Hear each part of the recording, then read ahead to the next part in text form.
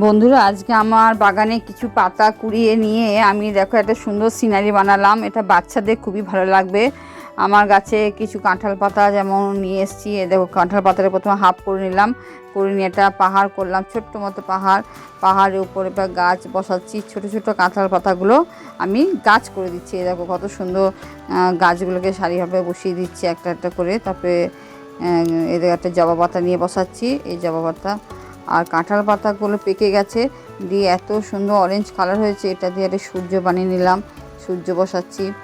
আর একটা ওই হাফ পোর্শনটা যেটা ছিল কাঁঠাল পাতা, সেটা নিয়ে পাশে আর একটা হিল বানিয়ে নিচ্ছি। এই দেখো কিছু জবা পাতা ছিল, সেই জবা পাতা দিয়েও গাছ করেছি। এই দেখো পাখি করে নিলাম, একটা নদী ড্র করলাম। এই দেখো জবা পাতাগুলো, দেখি লম্বা জবা পাতাগুলো এদিকে গাছ করে দিলাম। আর আমার পাশে গাছে ছিল তোমার মাধবীলতা গাছের পাতা নিয়ে এসেছি, সেটাকে হাফ করে নিলাম, দিয়ে একটা মানুষ করছি। এই দেখো মানুষের মুখটা ড্র করছি।